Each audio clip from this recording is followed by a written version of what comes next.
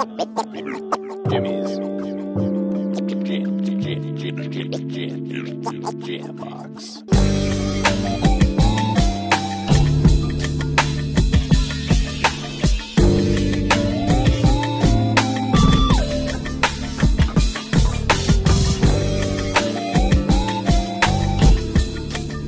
Keep jamming.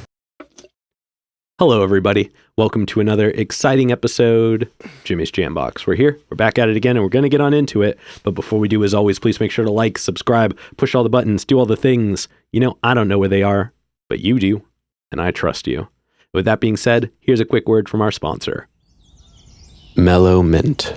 A bright and refreshing blend of Pacific Northwest grown peppermint and spearmint, paired with high-quality CBD hemp that's not only delicious, but helpful with digestion. The Brothers Apothecary. Fine teas and remedies. All right, thank y'all so much for watching. Again, shout out The Brothers Apothecary. The holidays are still happening, y'all. Click the link below, fill those stockings. With that being said, let's go ahead and get on into it. Here is today's guest. What's up with y'all, man? It's Jahdi in the building. Let's get it. Hello. Thank you so much for joining us. Why don't you tell us a little bit about where you're from, what you do, give us that like Tinder profile of your involvement with music. Tinder profile's crazy, man. Let's see. So where I'm from. So I was born in the Chi, Chicago. Very violent place where we were at. So we had to move and lived in California for a year. And then basically I went to high school and college in Olympia, Washington. Okay. Yeah. And then so I went to college at Evergreen State. Mm-hmm. Home of the Gooey Ducks, which is the fucking weirdest mascot ever. I still don't know. I still never caught one. Me and some homies tried to catch them one time and it just didn't go well. But because they are apparently all in the bay of like our fucking campus. So, but anyway, so we moved from there. I moved when I graduated to Portland, and I've been here for the last decade. And yeah, I'm here now, and yeah. Oh yeah. And what got you into music initially? What was the kind of the origin story for that? Oh, okay. This is a good one. So what got me into music is, okay, so when I was 14, so my childhood going up into high school, I was one of those like anti-drugs, alcohol, like I'm never gonna do any of that. Part of the DARE program? I was 100%. I was like the president of the DARE program, yeah. But then when I hit high school, I met some homies that were smoking hella weed. You know, like birds of a feather flock together. So like, or not even that, but like you just become who you're around. Yeah. You know? So the friends that I gained when I went to this high school, they were just smoking all the time. And like for maybe the first month, I wasn't trying to hit it because I was still on my fucking like president of the DARE program shit. But then eventually one night I was just like, fuck it, man. I'm gonna smoke with them. Finally. Because they was offered it, but I was just like not with it. Yeah. So one night I'm like, all right, let's just do it. So they passed me the blunt and I hit it, and like that was a very like pivotal moment for me because leading up to that, they would always freestyle when they smoked. I couldn't rap at all. So I'd always have to just like watch them rap and just like sit and just be like, you know, entertained. Yeah.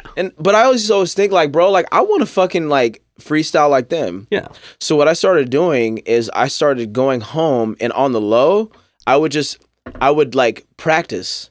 So I'd go home, turn on my amp, my speaker, and then put on a beat and just start trying to rap. It was obviously horrible, but I did that for like a month. Like pretty steadily. I just practiced all by myself.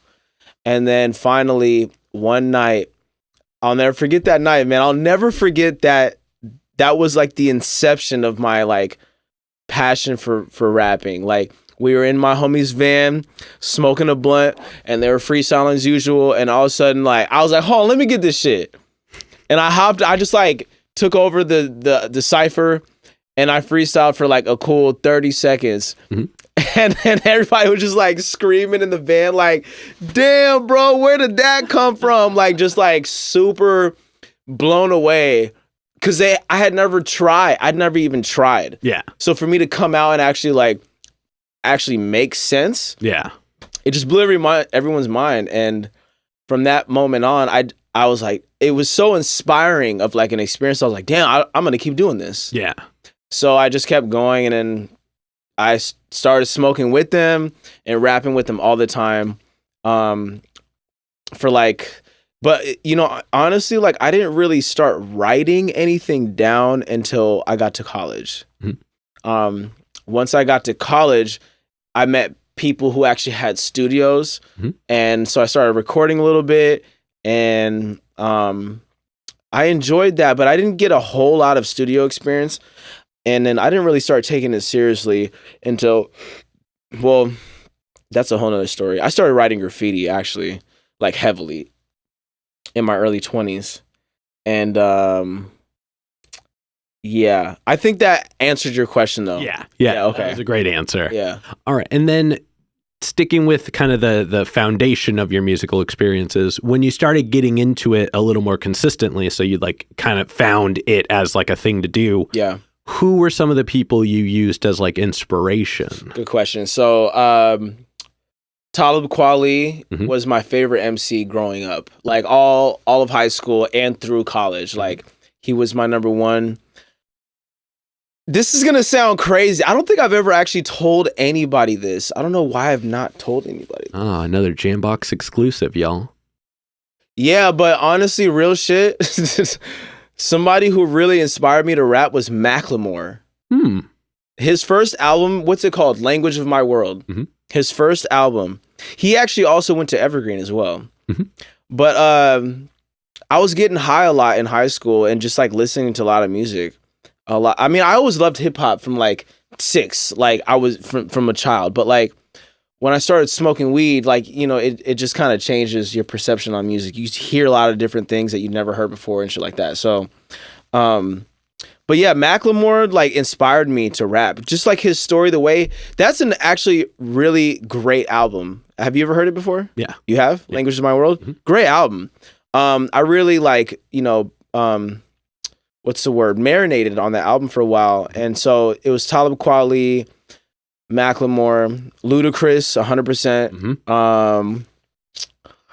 Snoop Dogg, Pac, Biggie, Nas. I listen to a lot of Biggie and Nas as well, for sure.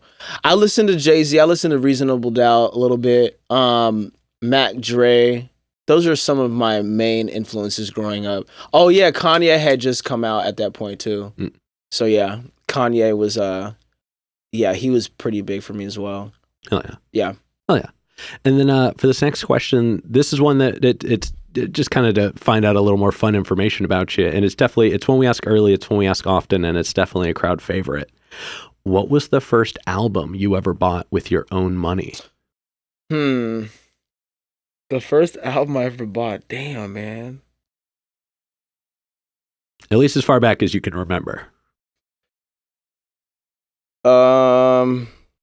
With my own money, you said? Yeah. God, that's a kicker though. Yeah. That's a good question because my mom bought me shit when I was like 8. Yeah, and seeing like but it was shit that I chose. Does that count? No, it's my own money. My own money. Your hard-earned cash. It's an interesting distinction because like some people had parents who bought them a bunch of cool stuff. Some people had parents who wouldn't touch music, but that moment to decide to buy your own music with your own money. I love this question, and I'm just sad that I can't answer it 100% accurately because here's the thing. I know that whatever I bought, I still have. Yeah. Because I have my box of CDs that I've had since I was in high school. I still have that. So if I sifted through that whole box, I could probably be able to suss out which one it was. But the best but right now, I would say, man, oh my God. What was the first thing I bought? You know what's really jumping out at me right now is Biggie's Ready to Die, to be honest. Okay. I think I'm just saying that because that's what I listen to the most. Mm-hmm. I know that album front to back. Like I know all the lyrics to that album. So I'll just go with that answer. Oh yeah. Yeah. Oh yeah. And then what was one of the first live shows you ever went to? That same thing. It was something that you wanted to go to. So you saw a show was happening and you were like, this is what I want to go see. Good question.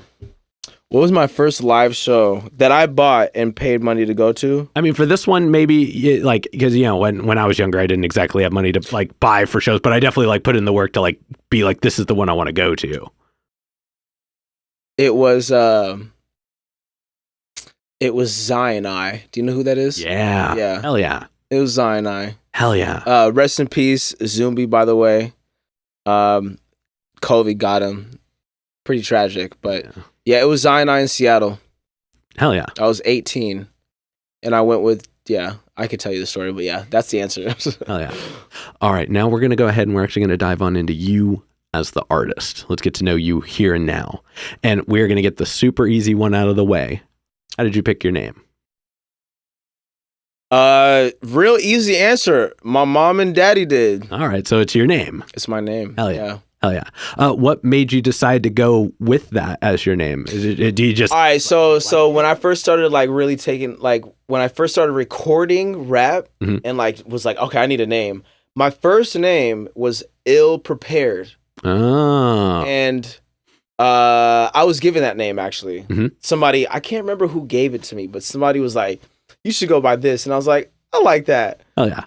And then as I kept rapping though, I kind of realized, actually, I realized I didn't need a rap name until I got to Portland. That's when I was like, you know what?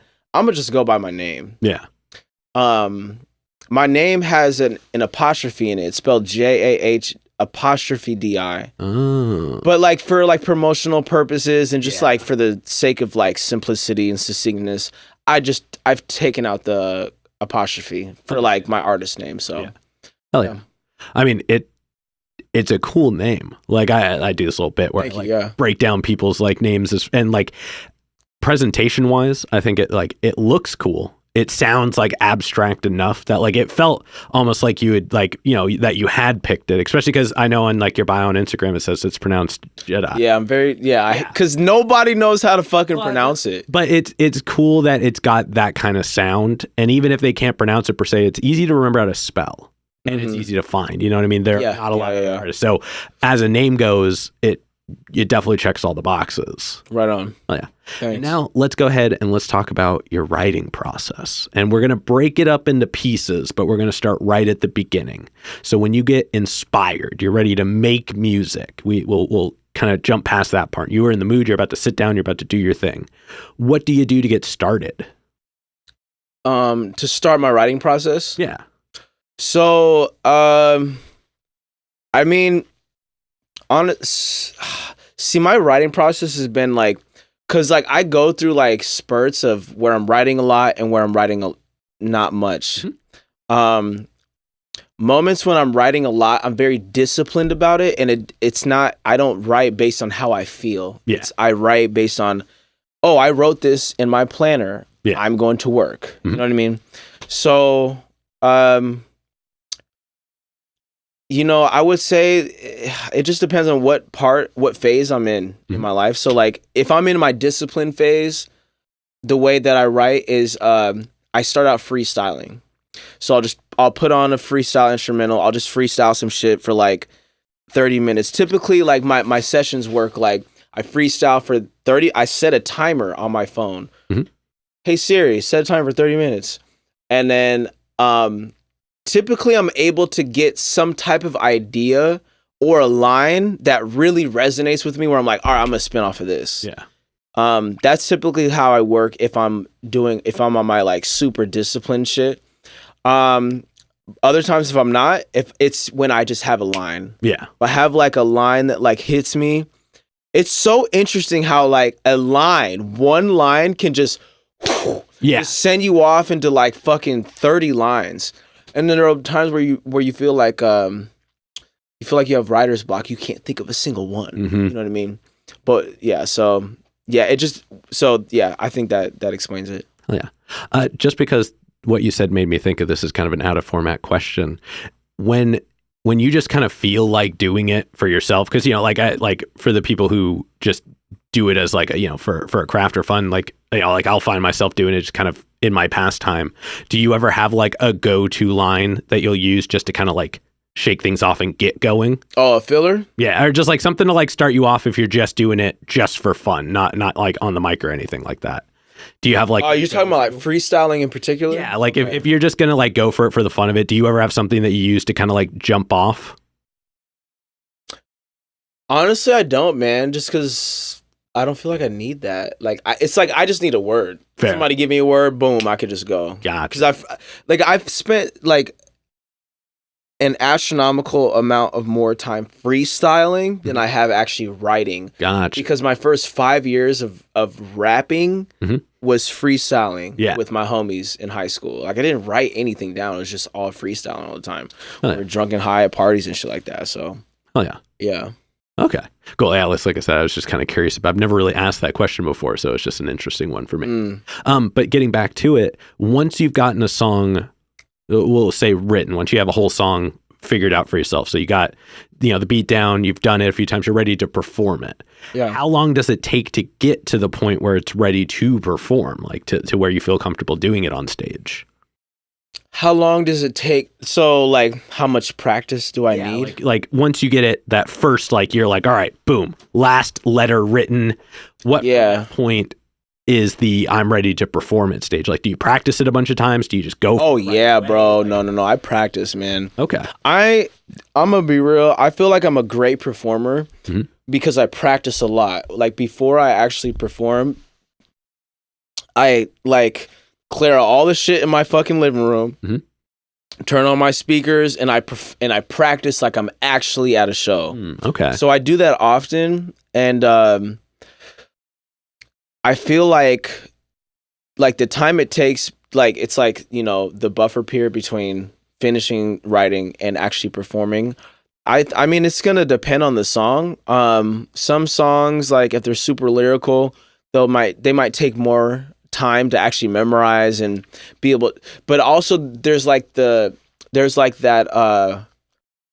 dynamic of like certain songs and like certain songs that I write and different types of octaves that I'm hitting with my voice, whether it's low or high. Like sometimes I'll write a song that you just can't perform that well, so you have to figure out how to perform it and rap it out loud different than how you would actually record it. Do you know what I mean? So it really depends. Like, it depends. No, that's actually, I mean, great answer. First of all, I think that's an important distinction that doesn't get brought up a lot on the show. So I'd like to kind of extrapolate on that a little bit. The difference between performance sound and recorded sound. Yeah, like the difference. They're really different, man. Yeah. And I like we were kind of talking about this off camera, but I'm gonna pull it onto camera. The necessity or the like focus that people have on perfection and performance being like the words and like doing that versus the performance itself. I think that's important to acknowledge that while a performance can never be perfect, you can practice to the point where you can focus on the performance being an experience instead. And I think that goes a long way. That was kind of what you were talking about before. Yeah. So that's a really cool aspect to focus on, is the separation of performance and recording. 100%. There are songs that like I have that I love. Like, honestly, bro, so like I just found out, so like do you ever use Apple Music or Spotify? I'm Spotify. Okay, so Wrapped. So you know about Wrapped. So I have this person who hit me up and was like, "Hey, one of your songs, I don't know if you saw my story, but it was he was like, he showed me a screenshot of his Spotify Wrapped, and my song Protect My Time was his #1 song of the year. I did see that. Had the most plays. Bro, I love that song, and so do a lot of my friends. That's Chain's favorite song off of my album. Shout out Shane Taylor. Shout out Shane Taylor. Shout out Brothers Apothecary. My boy. Shout out Brothers Apothecary. We outside. Oh yeah. So that's his favorite song off the album too. But like, I can't perform that song, man. I've tried to multiple times. It just doesn't translate. It's like the way that I actually rap the song. It just, when I've done it multiple times when I try to perform it in a crowd. The crowds just don't respond. Yeah, you know what I mean. Same. And it sucks because like I love that song so much, and I feel like it's one of my best songs I've ever written.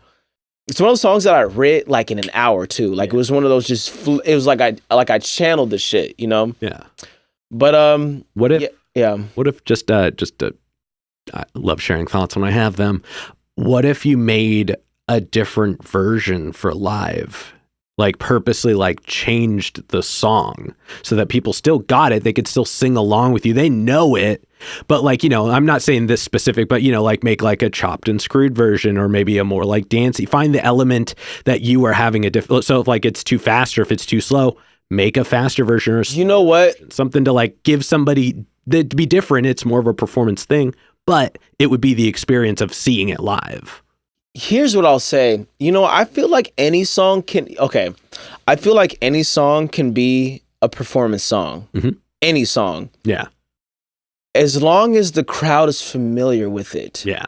Because like some songs, like the way you rap them or sing them, you can't really modify the way you sing it. Yeah. And it's not going to translate the same way. Like it's not going to have the same like quality, the same experience to it, the same sound at all if you try to change the way you say it. Yeah. So some songs just have to stand on their own. But if you're in front of a crowd and they know your lyrics, then it's way easier to write off of that because you don't have to change it. So the times that I perform my song, they've been in front of crowds, or this song in particular, they've been in front of crowds that nobody knows it. Oh, gotcha. You know what I mean? It's just a new audience song. Yeah. It's always been that. So like if I had a crowd that all knew the song though, I'd be more than happy to perform it. Yeah. But it's like, because like I have to like rap it in such a low octave, it's not energizing enough for people that don't know the song. Gotcha. You know what I mean? Gotcha. Yeah. Okay. Thank you for clarification. But I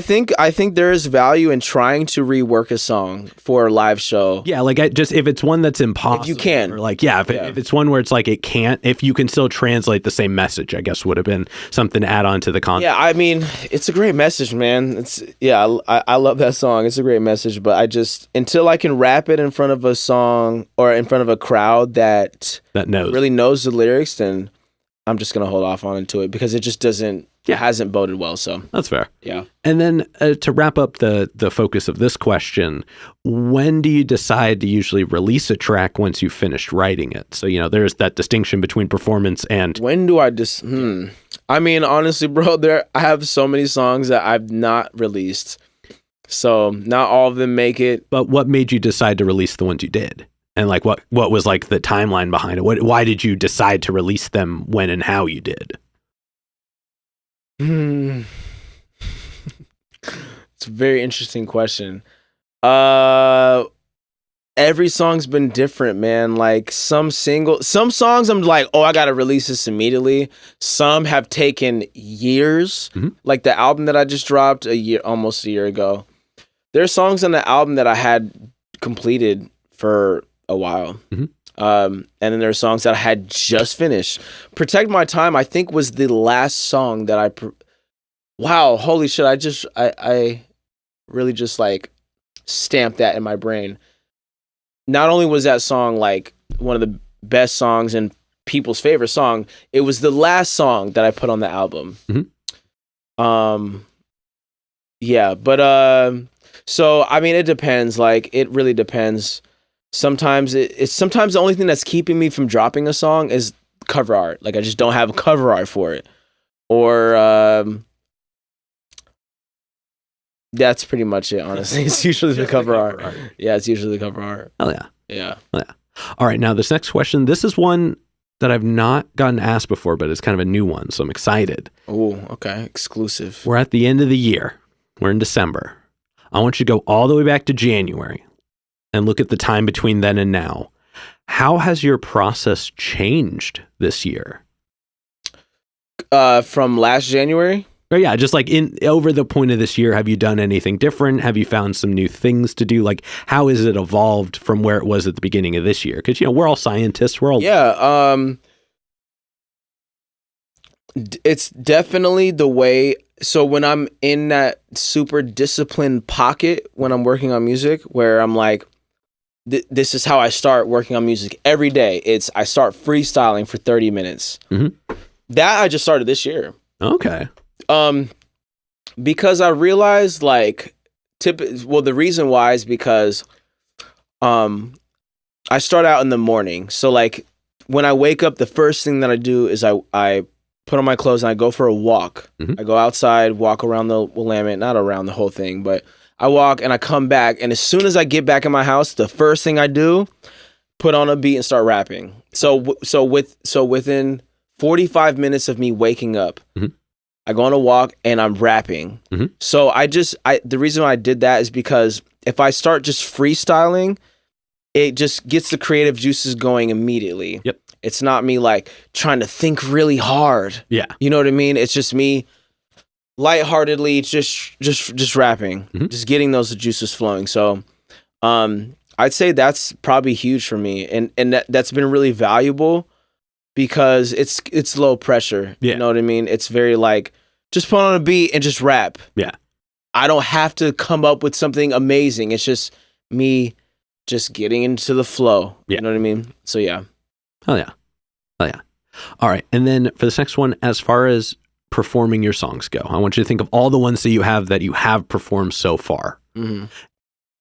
What song in particular has that moment that you can't help but give it like 120% every time it happens? And like, we all love performing most of our songs, but everybody has that one where there's just that moment where you live so far inside of it.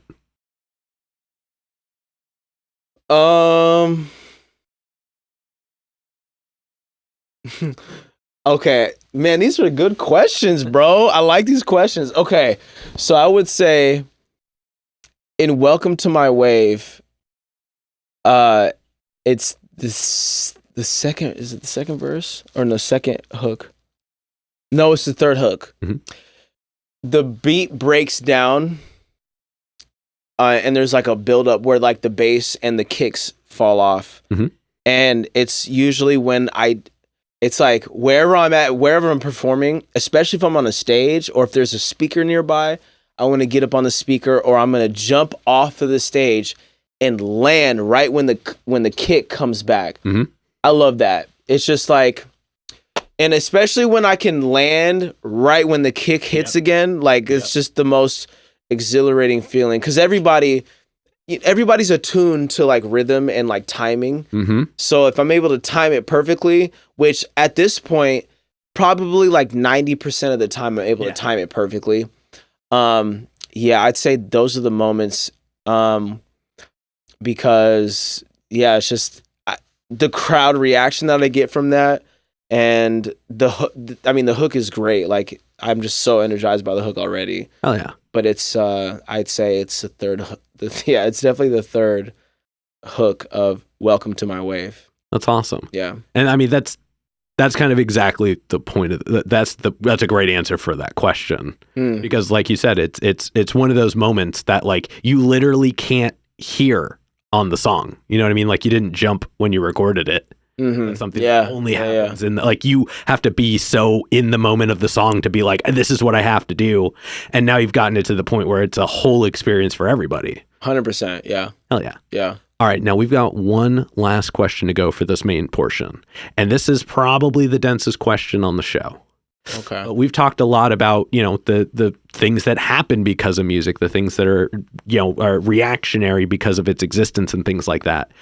But when it's just you and the music, so it's you, music, one-on-one, nothing else, what does it give back to you?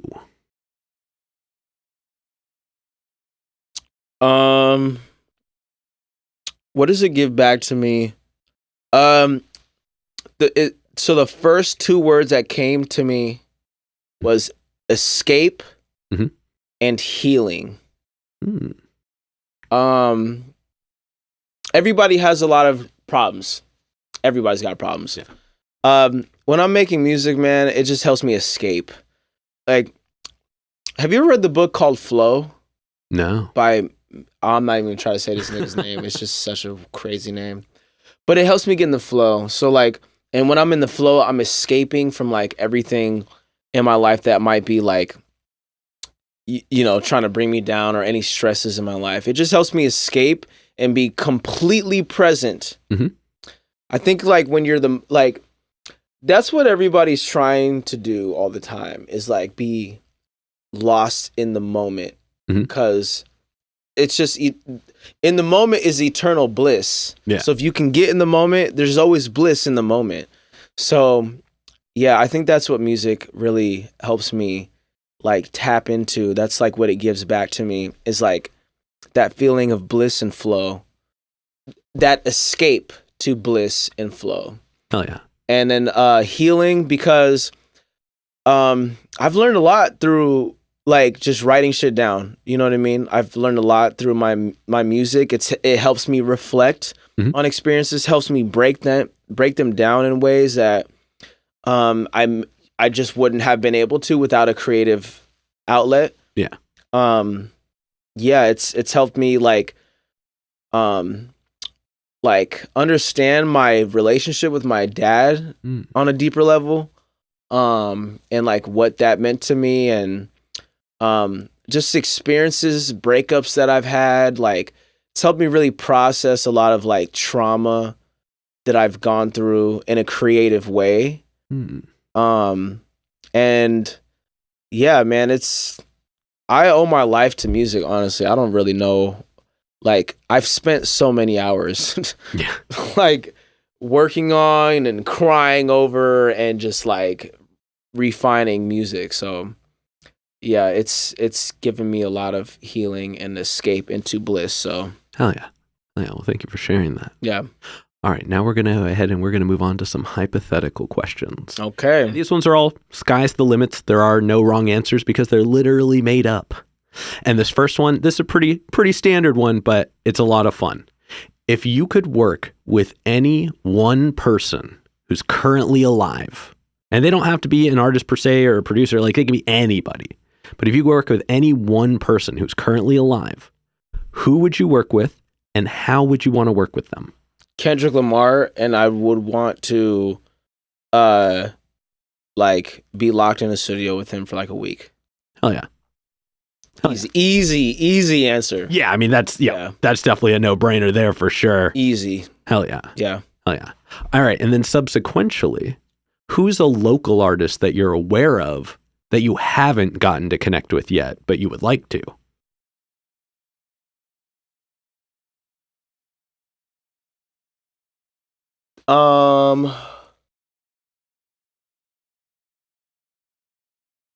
That I haven't. When you define connect, so like you're aware they exist, but either you haven't gotten to do anything with them musically, or just like spend a lot of time seeing if you would want to somebody you would want to interact with musically. Okay, like make music with. Yeah, I mean just interact with in however that capacity feels to you. Imagine you're on a show where a bunch of other local musicians may or may not watch it. Okay, yeah. This is an opportunity for you to say a name that other people watching may know. You know, I'm gonna say. Oh, is there anybody else I can? So two answers. Mm-hmm. Well, I mean, one of them is my friend, Victoria Yabbit. Oh yeah, I'm gonna make a song with her for sure. Yeah, 100%. Like, I just know it's gonna happen. I've marinated on it before, but she's also like a good friend of mine. Yeah. But outside of her, I would say I'm gonna say Twan. Okay. Shout out Twan, man. I love that fucking new music video. That shit is fire. He likes my shit. Like the first time we met, like we just connected really well.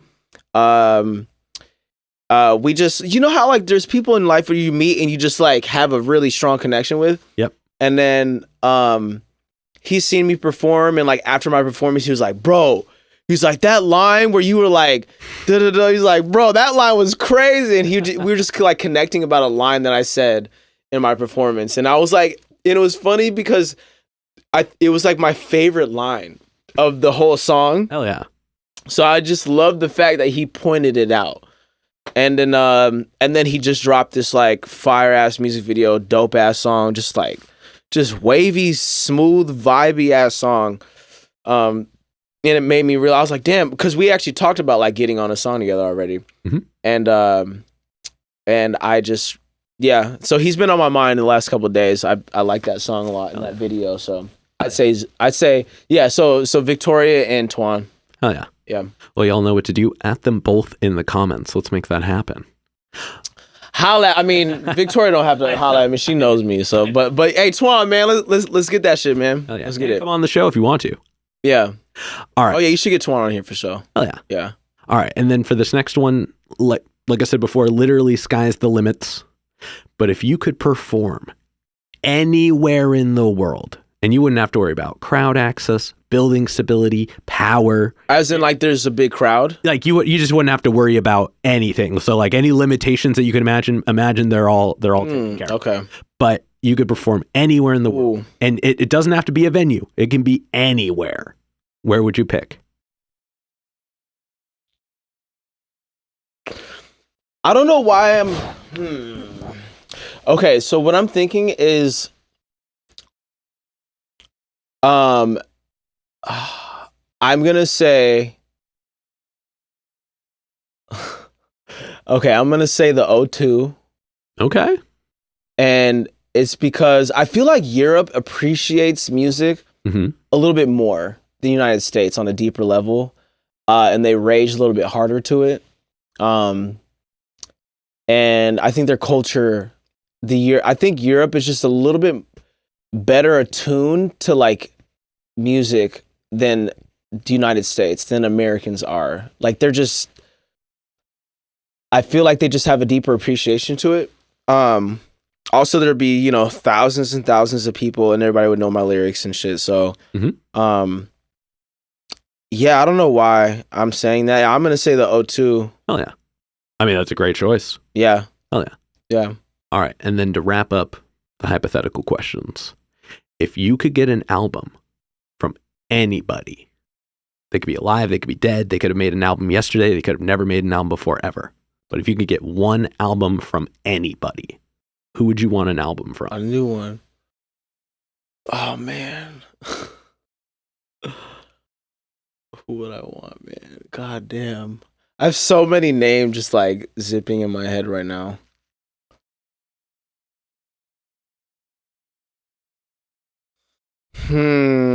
I'm gonna say, just for this, fuck, man. I mean, I'm gonna do a rap album from Shakespeare. But it's like that. 2019 Shakespeare. Bro, what the fuck? That sounds crazy. But like it, to give you an example, like it can be anybody, but it can also be anybody super musical. Somebody challenged that the other day. They're like, does it have to be a musician or anybody who does music? And I was like, I guess not. So the question opened itself up. But so 2023, today or anytime? Yeah, just like if you could get an album from one more person, who would you want it from? And I always like to include the timeline just because I think it's a little more fun. Fuck, this is a hard question, but a really good one. But man, let's see. I gotta say,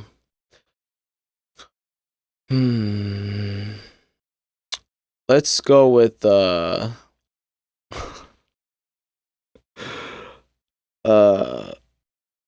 man, I don't really know. I'd also take 2004 Biggie. Okay, I'm gonna piggyback off of that. Cause Biggie just keeps flashing in my mind. I'm gonna say a Biggie album.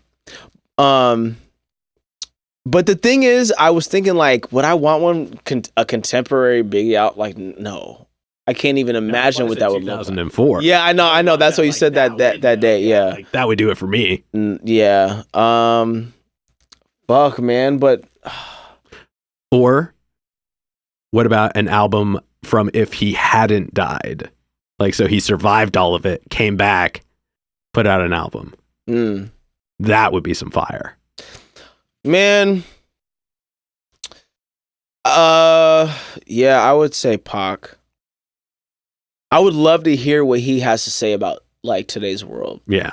Like, a lot of the social issues and just, like, plights of humanity that he was addressing in his music in the 90s it's just funny. I mean, we're still dealing with a lot of the same shit. Yeah. And he was so like ahead of his time and just such a brilliant mind. Mm-hmm.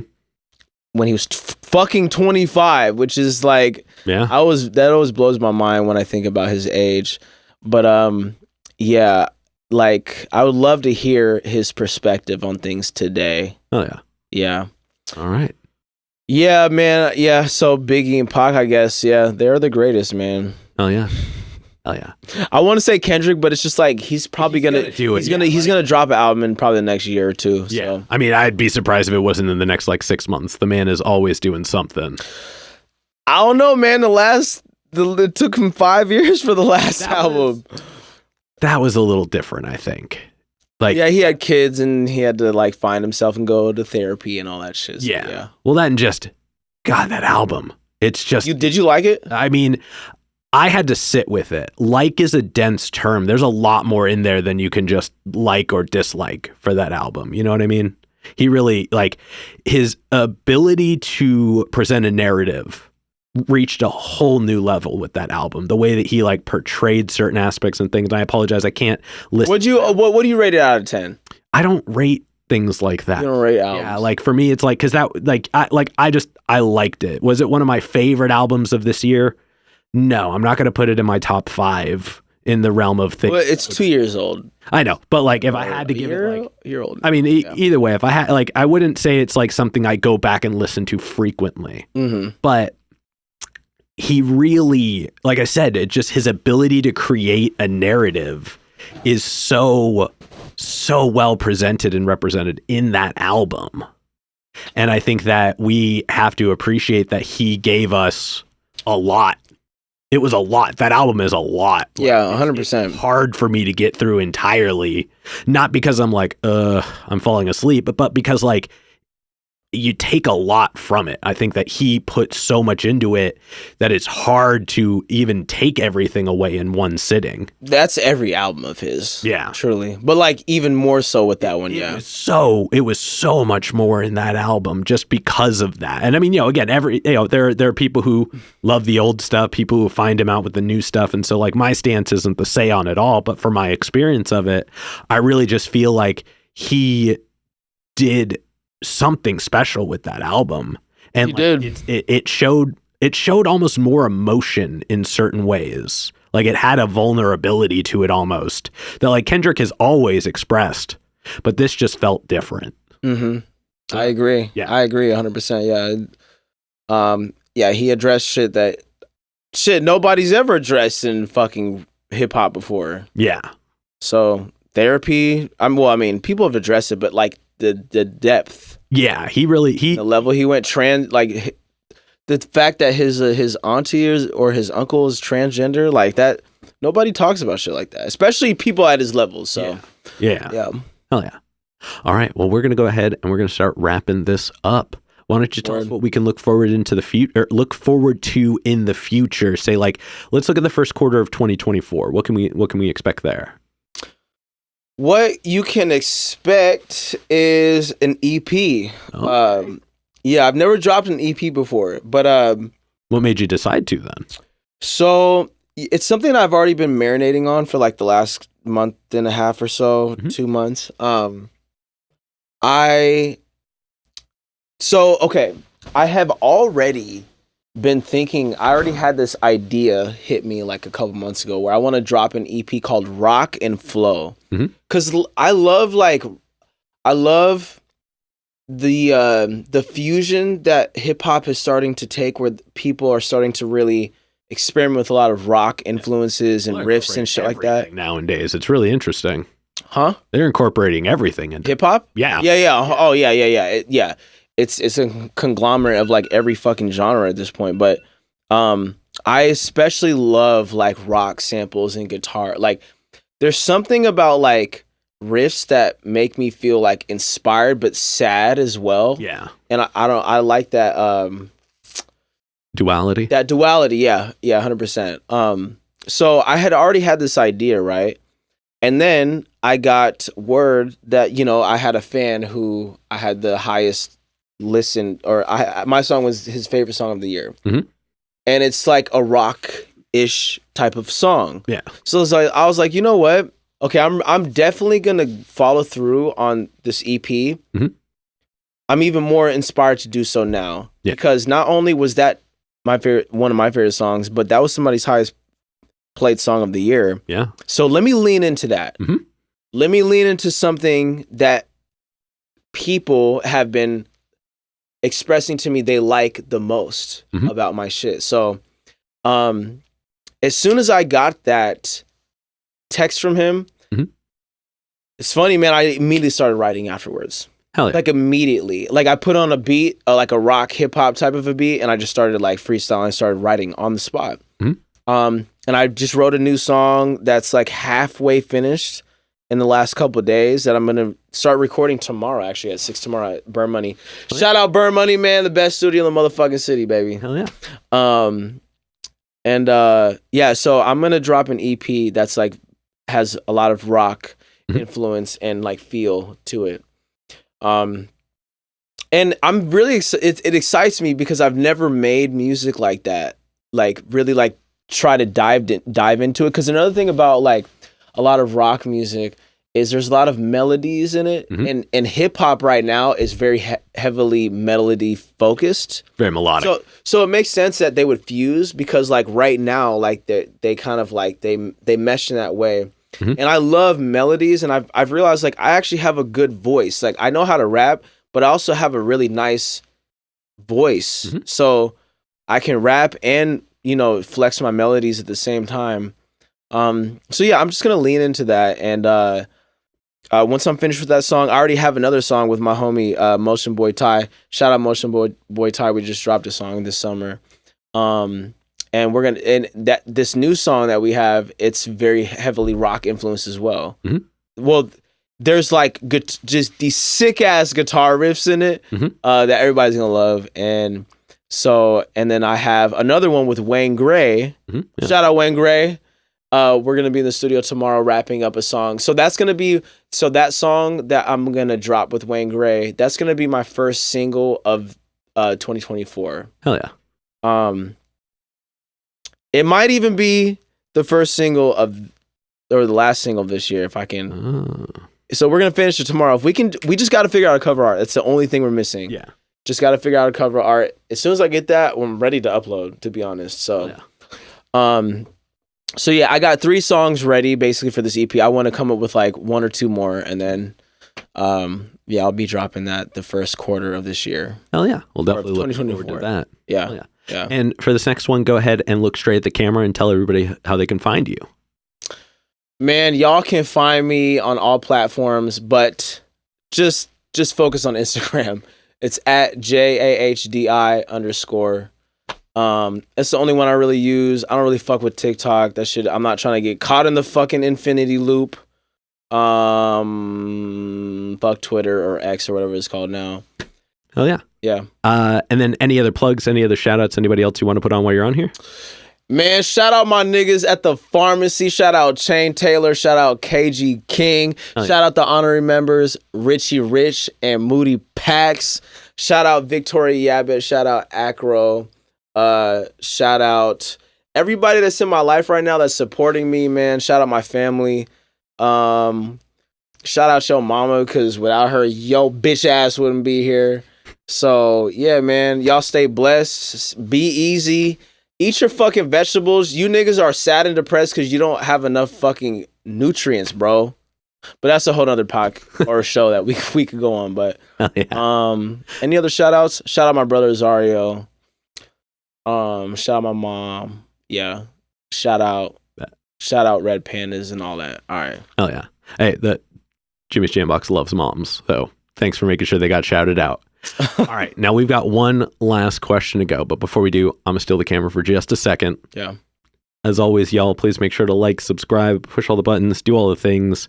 I don't know where they are, but you do, and I trust you. And then one more shout out to our sponsor, Brothers Apothecary. Make sure to click the link below. The holidays aren't over yet. And now for the final question.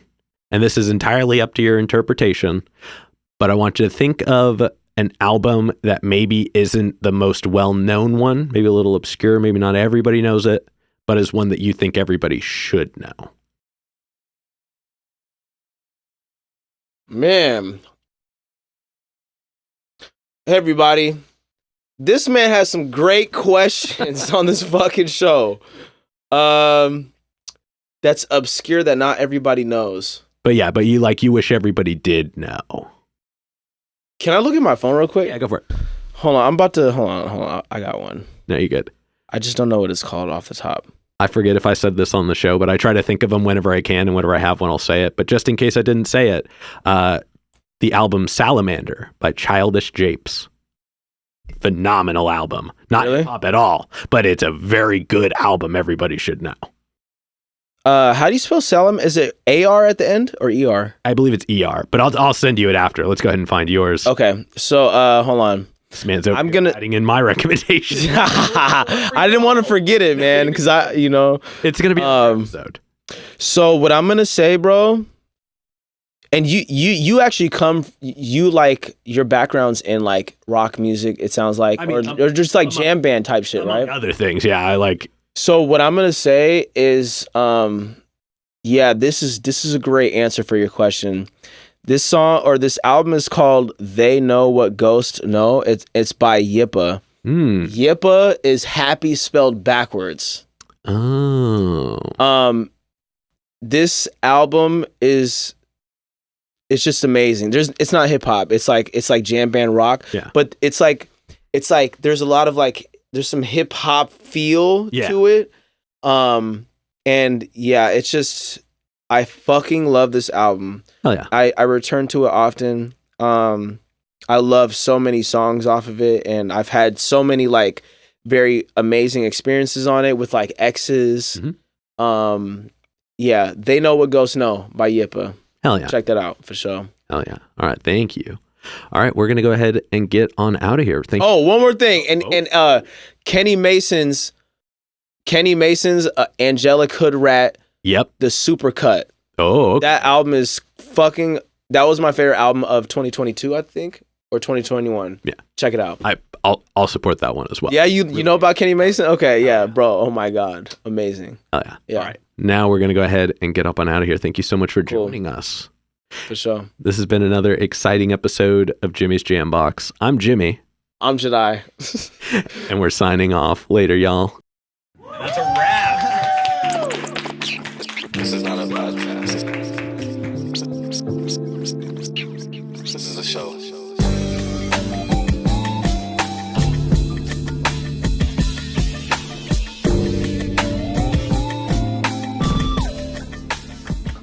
Keep jamming.